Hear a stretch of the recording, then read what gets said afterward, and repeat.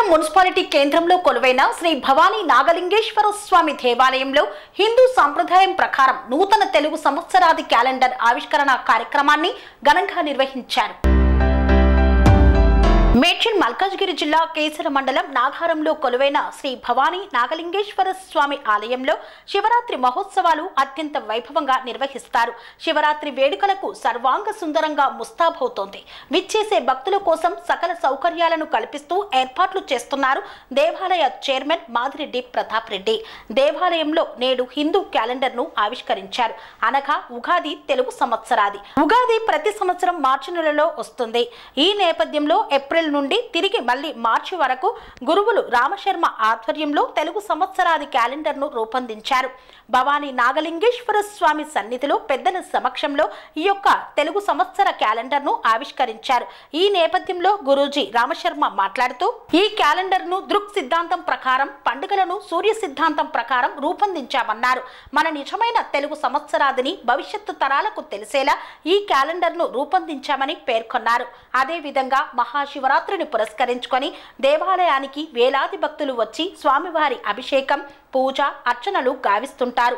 వారందరికీ అందించాలనే సంకల్పంతో ఈ క్యాలెండర్ ను ఆవిష్కరించామన్నారు దేవాలయ కమిటీ సభ్యులు. శ్రీ భవానీ నాగలింగేశ్వర స్వామి దేవాలయ చైర్మన్ మాదిరెడ్డి ప్రతాప్ రెడ్డి మాట్లాడుతూ మహాశివరాత్రి పర్వదినాన్ని పురస్కరించుకొని వైభవంగా జరుపుకునేందుకు దేవాలయంలో అన్ని రకాల ఏర్పాట్లు చేస్తున్నాం. భక్తులందరూ విచ్చేయవలసిందిగా కోరారు. ఈ కార్యక్రమంలో పుర ప్రముఖులు, దేవాలయ కమిటీ సభ్యులు తదితరులు పాల్గొన్నారు.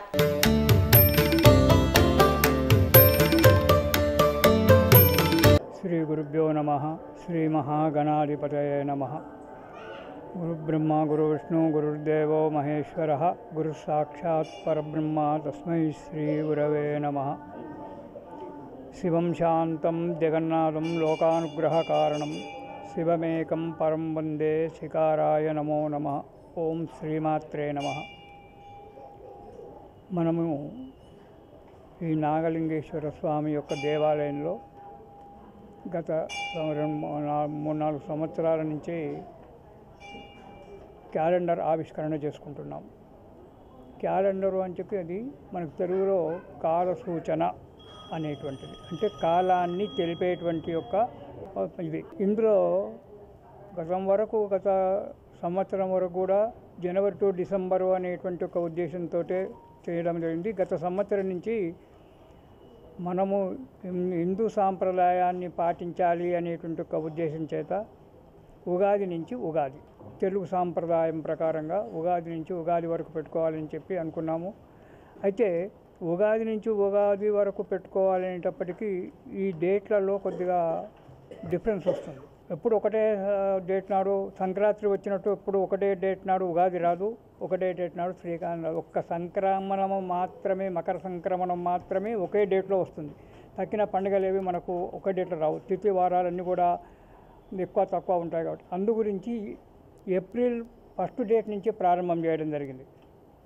ఏప్రిల్ 1 నుంచి మార్చి 31 వరకు మనకు క్యాలెండర్ వస్తుంది ప్రతి సంవత్సరం కూడా.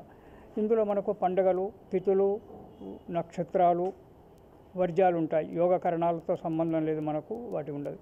ఇది అయితే ఈ పంచాంగంలో నిర్ణయం చేసేటువంటి ఒక విషయంలో కొంచెం నేను ఒక 3-4 నెలలు ఆలోచన చేయడము, తదుపరి పెద్దలను విచారించడం అనేది జరిగింది.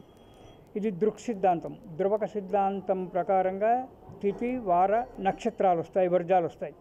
పండుగలన్నీ కూడా సూర్య సిద్ధాంతం ప్రకారంగా తీసుకోవాల్సి వచ్చింది. అదొకటి చాలామంది కన్ఫ్యూజ్ అయ్యారు. ఏంటి తిథి ఇక్కడ 9 గంటలకని చెప్పి ఉంది, మా దగ్గర ఉన్న పంచాంగంలో క్యాలెండర్లో 10:30 వరకు ఉంది అనేటువంటి ఉద్దేశం.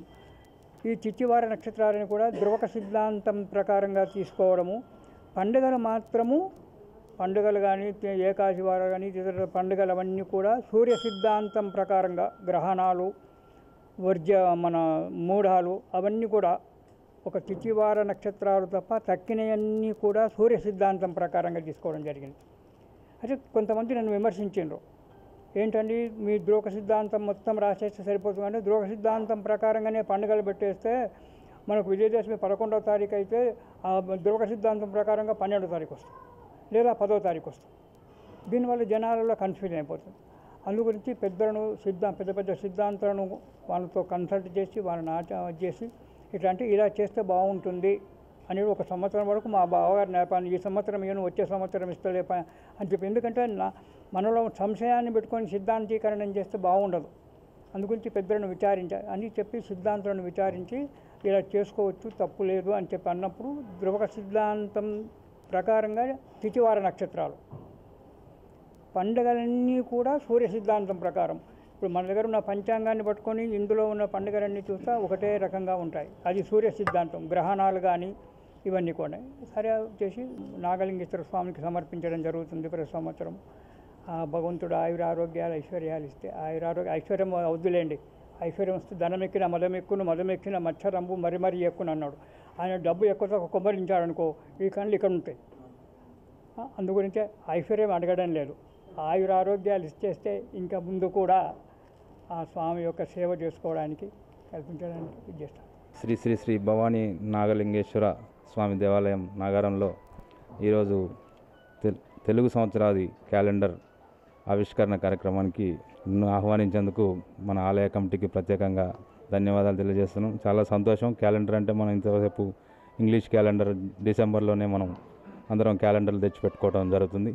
కానీ ఇక్కడ మంచిగా తెలుగు సాంప్రదాయం ప్రకారం ఉగాది నుంచి ఏప్రిల్ టు మార్చ్, అదేవిధంగా ఫైనాన్షియల్ ఇయర్ కూడా ఇందులో మంచిగా స్పష్టంగా ఏప్రిల్ 1 నుంచి మార్చ్ 31 వరకు ఉన్నట్టుగా ఆర్థిక సంవత్సరం కూడా కలిసి వస్తుంది. అదేవిధంగా ఈ క్యాలెండర్ గత 3 సంవత్సరాల నుంచి కూడా ఏర్పాటు చేస్తున్నట్టు ఆలయ నిర్వాహకులు తెలియజేశారు. ఈ నాగలింగేశ్వర స్వామి దేవి ఆశీస్సులతో మన నాగారం పట్టణ ప్రజలందరూ కూడా ఆయురారోగ్యాలతో ఉండాలని కోరుకుంటూ ధన్యవాదాలు తెలియజేస్తాం. ఈరోజు శ్రీ భవానీ నాగలింగేశ్వర స్వామి దేవాలయంలో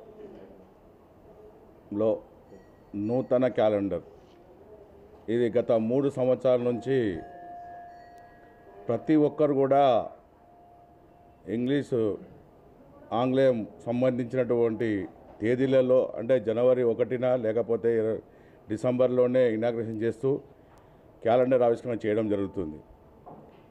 ఇది తెలుగు సంవత్సరాది హిందువులకు సంబంధించి ప్రతి ఒక్కరికి తెలవాలన్న ఉద్దేశంతో పోయిన సంవత్సరమే ఈ క్యాలెండర్ని జనవరిలో ఇచ్చిన కానీ వచ్చే సంవత్సరం మార్చి వరకు ఉగాదికి సంబంధించి ఉండేలాగా ముద్రించడం జరిగింది లాస్ట్ ఇయర్. ఈ సంవత్సరం ఉగాది టు ఉగాది ఉండాలి